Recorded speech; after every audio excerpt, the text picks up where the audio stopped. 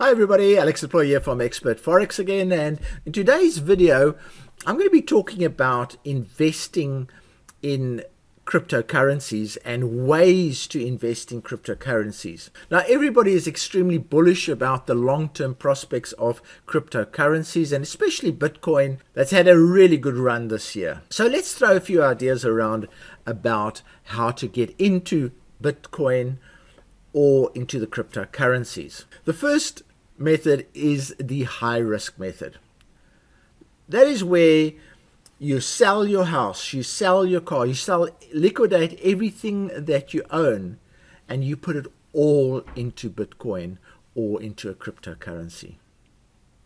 Now obviously that is very high risk, and if you can get your timing right, the payoffs are amazing. So high risk, high return strategy. And if you look on the screen here, and on the screen I've got the Bitcoin chart.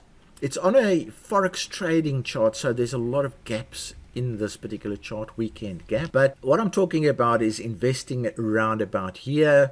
You throw in about 100,000, 200,000 of Bitcoin, buy that, and you then live very simply, and you wait for your investment to pay off. Now obviously it depends on your risk profile. If you're young and you can make up for mistakes and things like that, possibly that's the way to go. If you see Bitcoin as the answer to your financial situation, then certainly do that.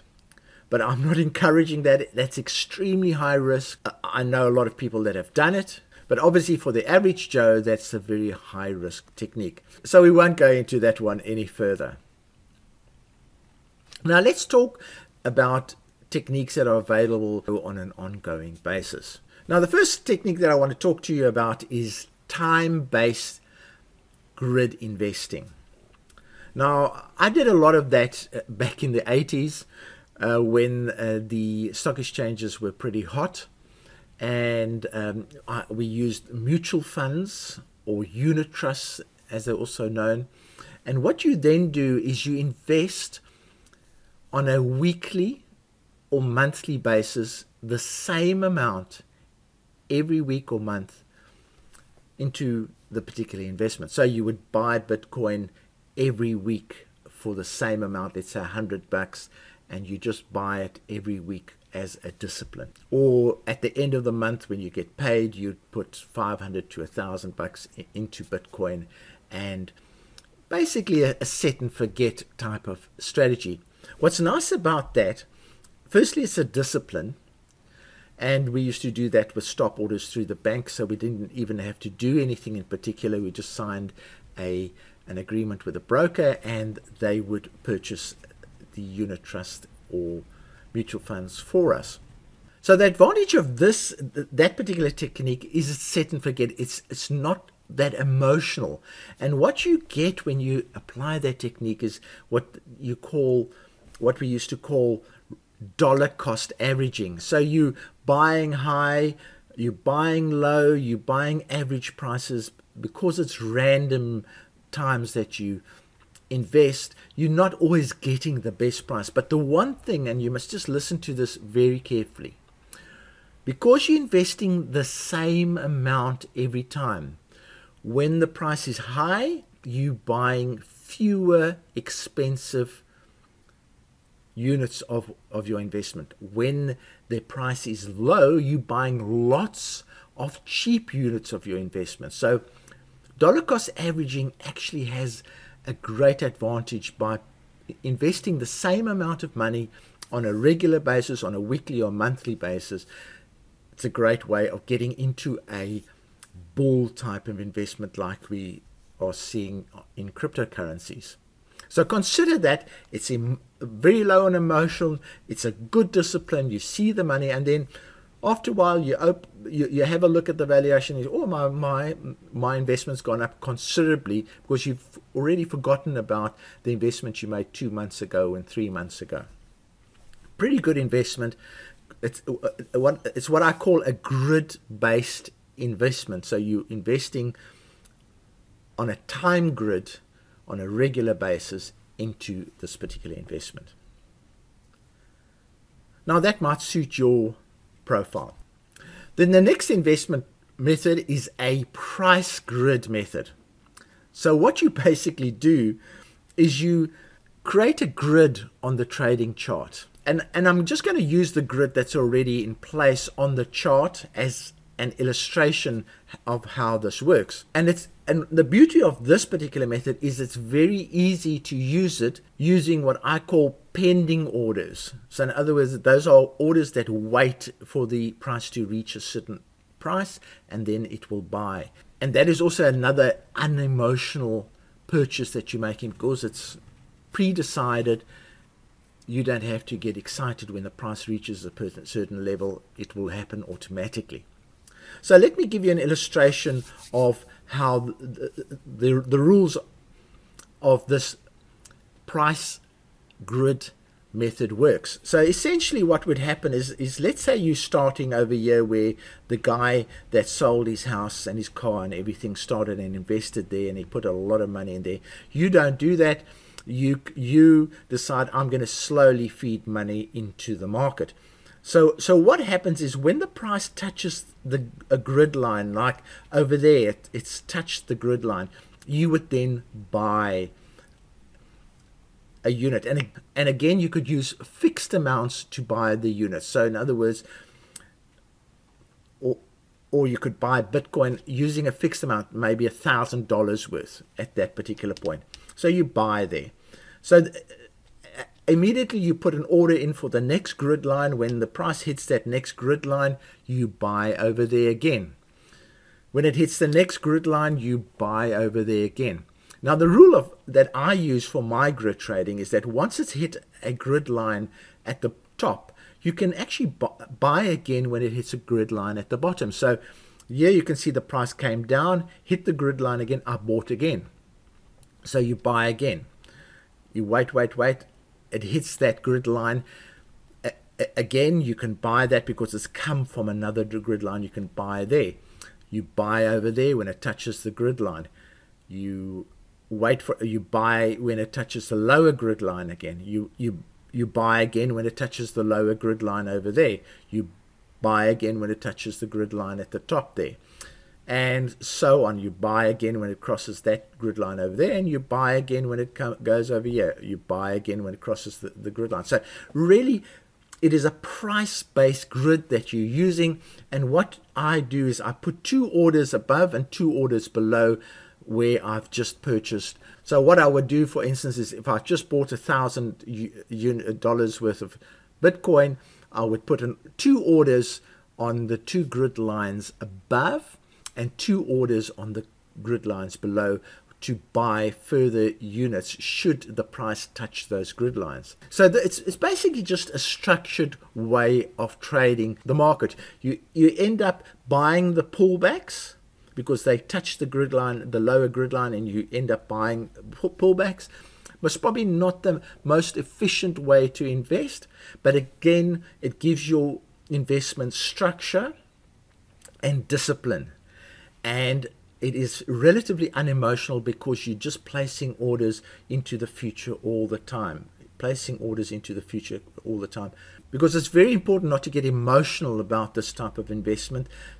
Time is what makes these investments work. And sometimes time is a couple of weeks, sometimes it's a couple of months, sometimes it's a couple of years. So it's better to get into a fixed way of doing things on a disciplined way and get emotion out of the process.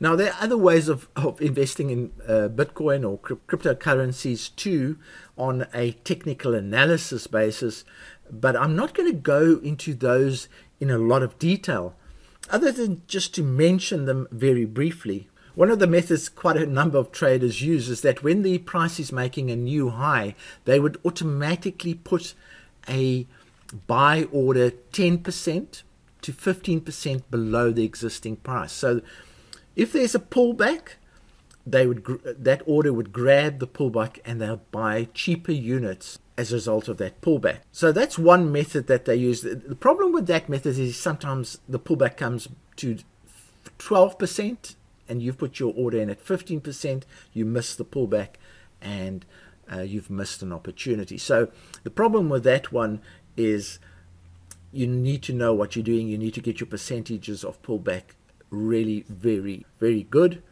to buy those cheap units when that pullback happens.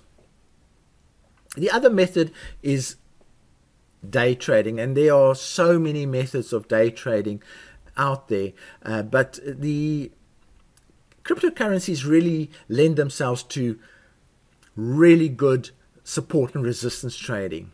And I'm not only talking about horizontal support and resistance, I'm also talking about non-horizontal support and resistance, things like trend line violations, when the price makes a new high, when it revisits a previous breakout point. Those kind of things happen all the time on these charts. I'll just show you a couple of them where there was a high, it broke out through the high, came back and revisited that high. So there was a high, cooled back, broke out, came back and revisited that high. So that kind of, I call it the S shape. It's an S shape. Happens all the time. Breakout there, there's the S shape happening. There's the S shape happening. It's as I say, I call this the S shape. There's an S shape happening. So that happens quite a lot, and you can trade that kind of formation quite nicely. There's also just plain trend line violations where you just draw a trend line and you catch the breakouts. New highs often, but that's a trend line breakout. So all bullish trend line breakouts. Here's a bearish one over there, trend line breakout. So trend line, support and resistance, those kind of things really do pretty well. There's a trend line breakout. You can even take that as a trend line breakout over there. So very good. But remember, when you are trading, there's two tricks you must get right. Not only the entry, but you've also got to get the exit. So you've got to decide when you're going to cash in, what your target is going to be. So again, I'm not going to go into day trading in too much detail. Day trading is pretty good on the cryptocurrencies because of the volatility that they experience, much higher than any other markets. So I hope I've given you some ideas on how to get into the Bitcoin market. I prefer the slow way, where you're either using a time-based grid system or a price-based grid system. Those get you into a discipline, is non-emotional, and you can get in that way. And also, you don't have to invest huge amounts of money. You can just invest $200 or $300 a time, or $1,000 a time, whether it's touching the grids or whether it's a time-based, at the end of the month putting $1,000 into Bitcoin. So I prefer, though, the grid-based systems. You can obviously also combine them. You can start with a huge lump sum and then move on to maybe a price-based grid approach or a time-based grid approach. Also a good idea to do that approach.